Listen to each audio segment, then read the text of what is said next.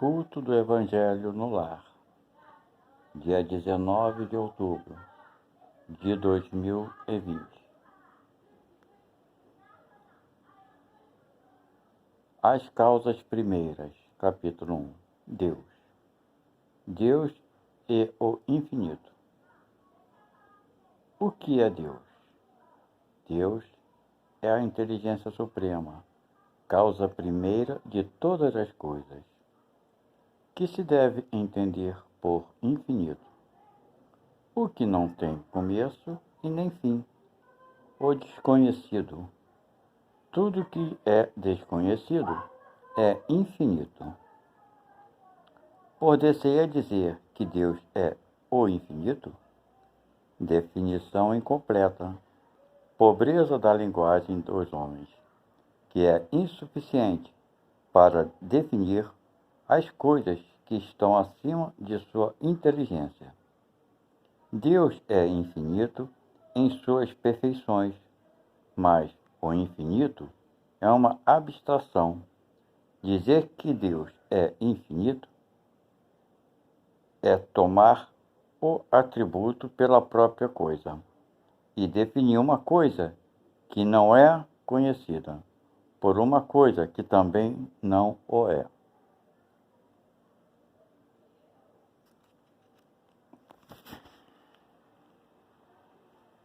Pai nosso que está no céu, santificado Deus Pai, seja sempre o vosso nome. Venha até nós, que é o vosso reino. Seja feita, Pai, sempre a tua vontade, assim na terra como por todo o espaço universal. O pão nosso de cada dia, que é o conhecimento, nos dai hoje. Perdoa, Pai, as nossas dívidas. Da mesma forma, Pai, que perdoarmos aos nossos irmãos de caminhada. Livrai-nos de todo mal, Pai, que são nossas próprias imperfeições e nossos desejos desequilibrados, porque Deus Pai tem o poder e a glória para sempre. Querida Ave Maria, Mãe de Jesus, pede ao nosso Deus Pai por todos nós pecadores, agora, e principalmente, Mãe Santa, no momento que nós partirmos daqui da matéria para a vida espiritual. Ave Maria, cheia de graça, nosso querido Deus Pai está sempre com a senhora. Bendita a senhora é entre todas as mulheres. Bendito é o fruto que do vosso ventre nasceu, nosso querido amigo e mestre Jesus Cristo. Mestre Jesus Cristo, médico das almas, venha por tua misericórdia e amor até a todos nós, teus irmãos imaturos, que ainda padecemos de conhecimentos morais, pois ainda que lutemos, mestre, muitos de nós não conseguimos sair do lamaçal que nós mesmos nos colocamos. Ajuda-nos, mestre, a combatermos a nós mesmos, para que um dia possamos participar da tua seara de amor e caridade, que trabalha ajudando os mais necessitados. Que nosso querido Deus Pai Criador esteja sempre contigo. Te rogamos, querido mestre, venha até todos nós, doentes e necessitados, do teu amor e da tua misericórdia. Que a tua luz penetre no coração de cada um de nós, dando-nos a compreensão do amor e da fraternidade universal. Que assim seja. A minha guia espiritual, obrigado por tudo que fazes por mim. Me perdoe por eu não querer ouvir os seus conselhos e aceitar tão facilmente as sugestões que me levaram às baixas vibrações tão facilmente. Não fui vítima senão de mim mesmo, pois o princípio está sempre dentro de cada um de nós. Eu não tenho certeza do que sou capaz de fazer, tanto para o bem quanto para o mal. Por tudo isso eu venho te pedir que não me desampare, me auxilie para que eu possa combater de dentro de mim tudo que atrasa a minha caminhada na direção de Deus. Que Deus, nosso querido Pai, possa estar sempre contigo, te ajudando e te orientando. E que eu possa, um dia, fazer todo o bem a você, em retribuição por tudo que fazes por mim. Me perdoe, não me abandone, por favor. Que assim seja. Meu querido Deus, peço ao Senhor que permita que os espíritos trabalhadores do bem possam fluidificar essa água, para que ela venha me fortalecer, principalmente, Pai, moralmente e fisicamente, para que eu possa proceder com meus irmãos de uma forma adequada, que não seja ofensivo, que não agrida a ninguém, Pai. Dá-me força, Pai, para nesses últimos anos de vida que me restam, eu seja mais digno do que tenho sido até hoje. E com a sua permissão de Jesus e Virgem Maria, estou dando por iniciado esse estudo de hoje, do culto do Evangelho no lar. Esteja sempre com todos nós, Pai, que assim seja.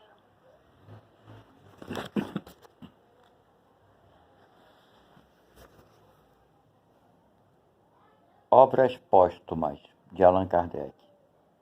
Primeira parte. Profissão de fé espírita raciocinada. Parágrafo 1º. Deus. Há um Deus inteligente, há um Deus. Inteligência suprema, causa primária de todas as coisas. A prova da existência de Deus temos-la neste axioma: não há efeito sem causa. Vemos constantemente uma imensidade de efeitos cuja causa não está na humanidade, pois que a humanidade é impotente para produzi-los, ou sequer para os explicar. A causa está acima da humanidade. É essa causa que se chama Deus, Jeová, Alá, Brahma, Foi, Grande Espírito e etc.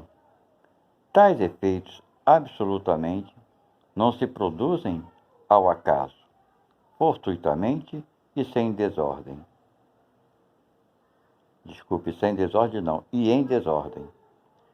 Desde a organização do mais pequenino inseto a da mais insignificante semente, até a lei que rege os mundos que circulam no espaço, tudo atesta uma ideia diretora, uma combinação, uma previdência, uma solicitude que ultrapassam todas as combinações humanas. A causa é, pois, soberanamente inteligente. Número 2. Deus é eterno, imutável, imaterial, único, onipotente, soberanamente justo e bom. Deus é eterno. Se tivesse tido começo, alguma coisa houvera existido antes dele, ou ele teria saído do nada, ou então um ser anterior o teria criado. É assim que, de degrau a degrau, remontamos ao infinito na eternidade.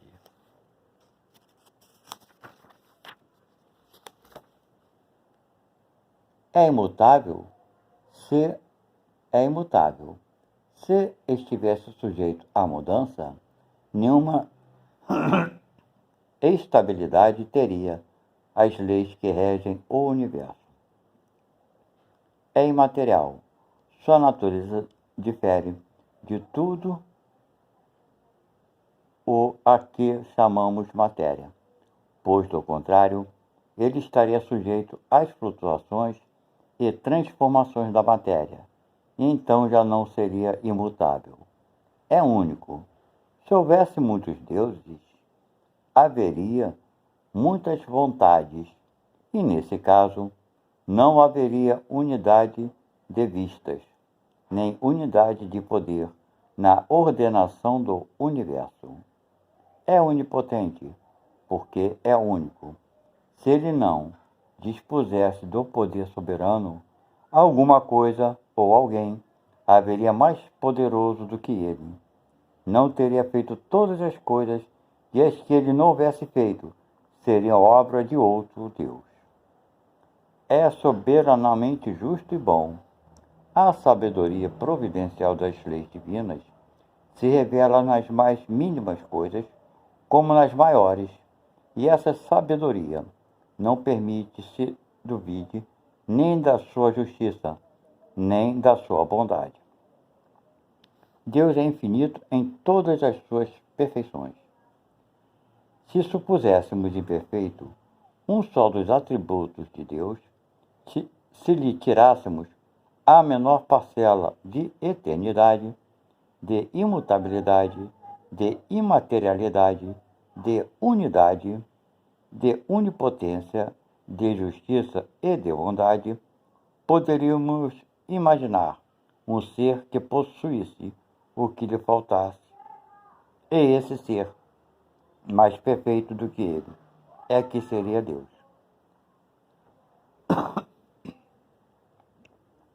Há no homem um princípio inteligente, a que se chama alma ou espírito, independente da matéria, e que lhe dá o senso moral e a faculdade de pensar. Se o pensamento fosse propriedade da matéria, teríamos a matéria bruta a pensar. Ora, como ninguém nunca viu a matéria inerte dotada de faculdades intelectuais, como quando o corpo morre, não mais pensa, forçoso é se conclua que a alma independe da matéria e que os órgãos não passam de instrumentos com que o homem manifesta seu pensamento. Número 5. As doutrinas materialistas são incompatíveis com a moral e subversidade da ordem social. Se, conforme pretendem os materialistas, o pensamento fosse segregado pelo cérebro, como a bilis o é pelo fígado, seguir-se-ia que, morto o corpo, a inteligência do homem e todas as suas qualidades morais recairiam no nada, que os nossos parentes, os amigos e todos quantos houvessem tido a nossa afeição estariam irremissivelmente perdidos, que o homem de gênio careceria de mérito, pois que somente ao acaso de sua organização seria devedor das faculdades transcendentes que revela que entre o imbecil e o sábio apenas haveria a diferença de mais ou menos substância cerebral. As consequências dessa doutrina seriam que, nada podendo esperar para depois desta vida, nenhum interesse teria o homem em fazer o bem, que muito natural seria procurar-se ele a maior soma possível de gozos, mesmo à custa dos outros, que o sentimento mais racional seria o egoísmo, que aquele que fosse persistentemente desgraçado na terra, nada de melhor teria a fazer do que se matar, porquanto destinado a mergulhar no nada, isso não lhe seria nem pior nem melhor, ao passo que de tal forma abreviaria seus sofrimentos. A doutrina materialista é, pois, a sanção do egoísmo, origem de todos os vícios, a negação da caridade, origem de todas as virtudes e base da ordem social. E seria ainda A justificação do suicídio. Número 6. O Espiritismo prova a existência da alma. Provam a existência da alma os atos inteligentes do homem. Por isso que eles hão de ter uma causa inteligente e não uma causa inerte, que ela independe da matéria, está demonstrado de modo patente pelos fenômenos espíritas que a mostram agindo por si mesma, e o está, sobretudo, pelo seu insulamento durante a vida, o que lhe permite manifestar-se, pensar e agir sem o corpo. Pode-se dizer que, se a química separou os elementos da água, se dessa maneira, pois há descoberto as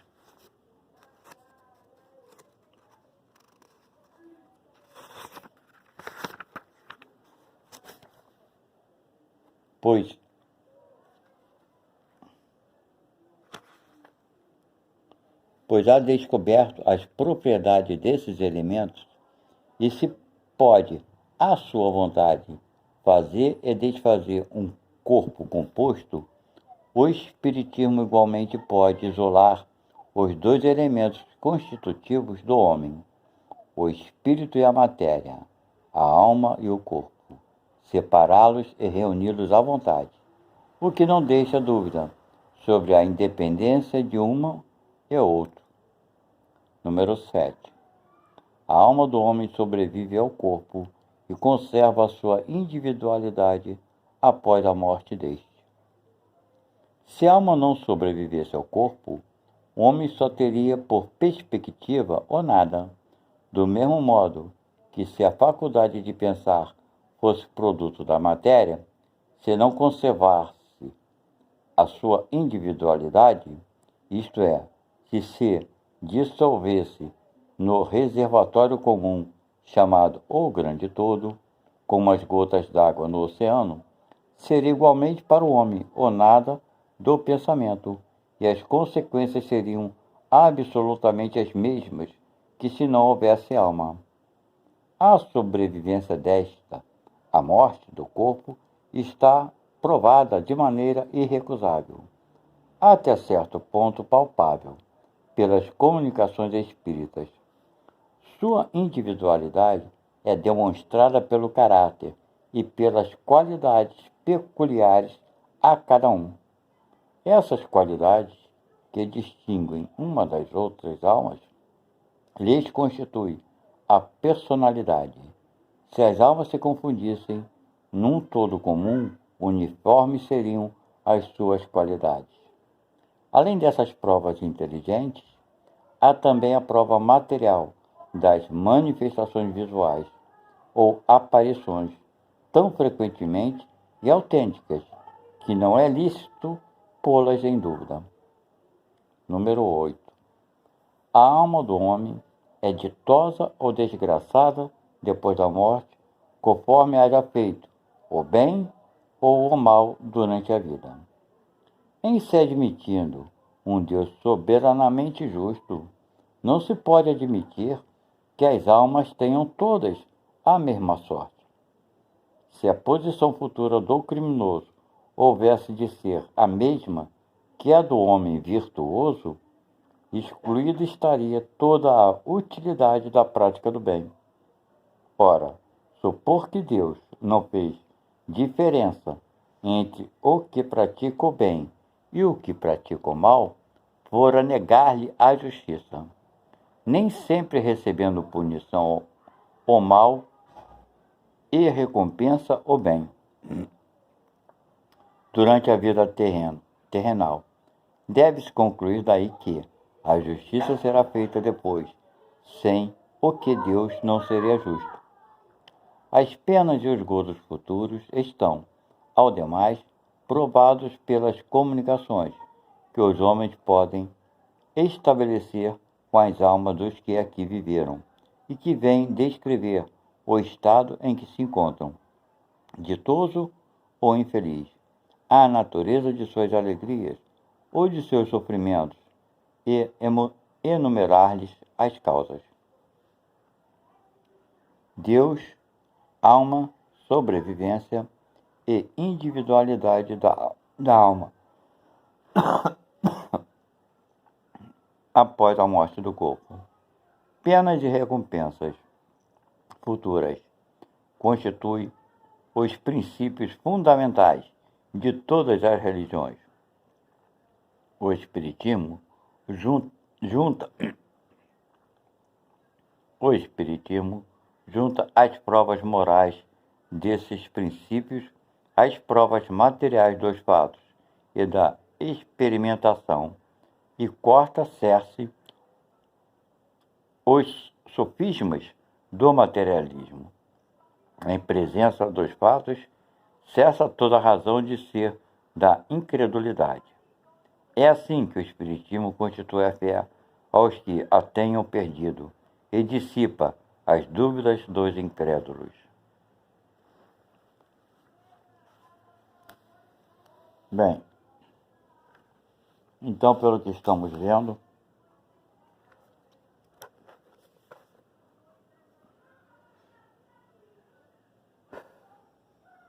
tudo está sempre ocorrendo dentro da justiça de Deus. Tudo que ocorre no mundo, entre os seres humanos encarnados e entre os espíritos, ocorre porque Deus permite que ocorra. E se Ele permite, é que faz, no fundo, faz bem para todo mundo, para aprendermos.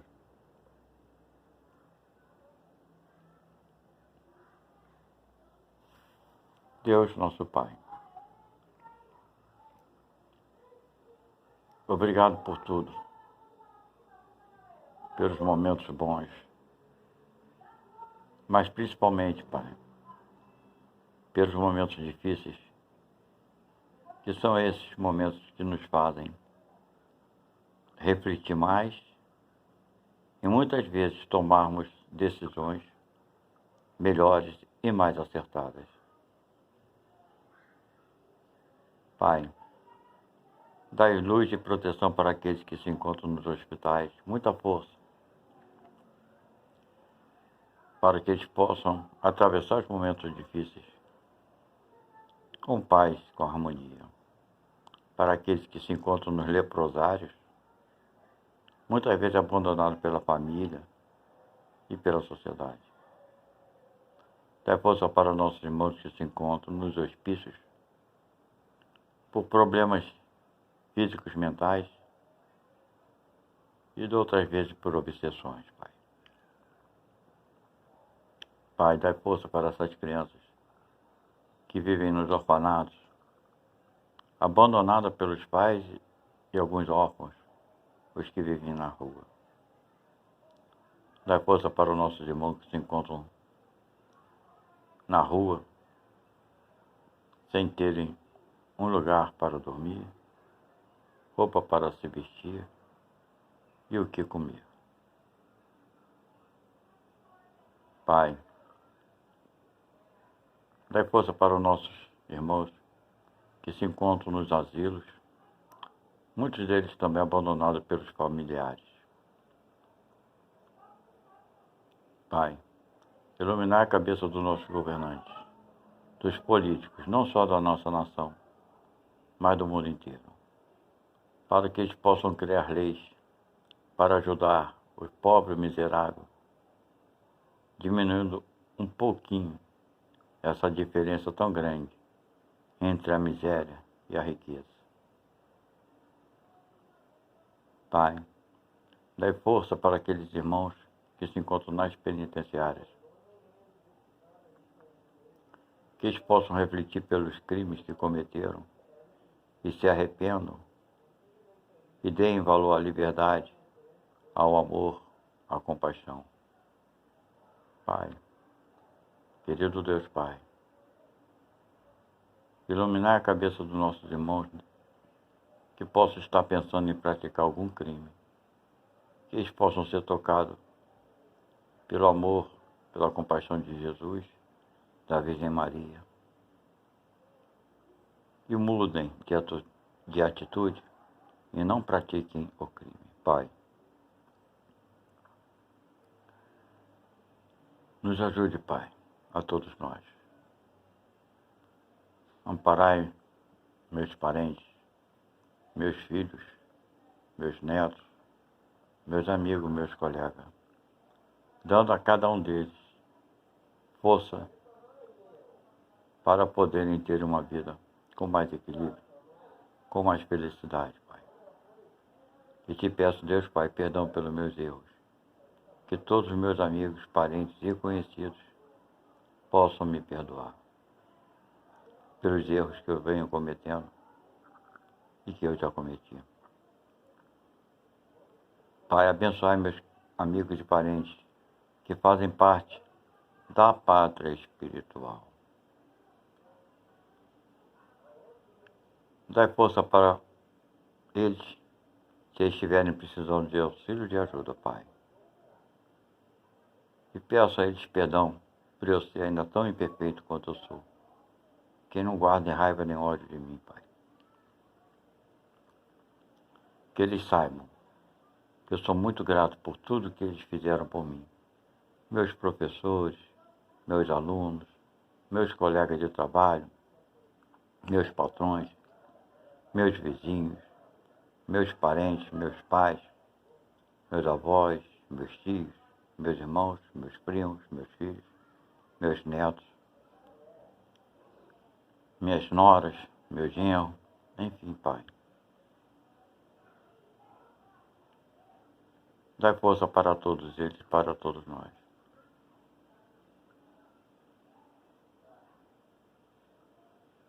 Que seja feito, Deus Pai, sempre a Tua vontade no nosso. Obrigado, Mestre Jesus Cristo, por estar sempre do nosso lado, nos ajudando. Obrigado, Mãe Santíssima, por ter nos adotado todos como sendo seus filhos do coração. Obrigado, minha guia espiritual, por ter me ajudado e está sempre me ajudando. Abençoe a todos nós, Pai. E com a sua permissão, estou encerrando esse culto do Evangelho no lar de hoje. Obrigado a todos, que assim seja, graças a Deus.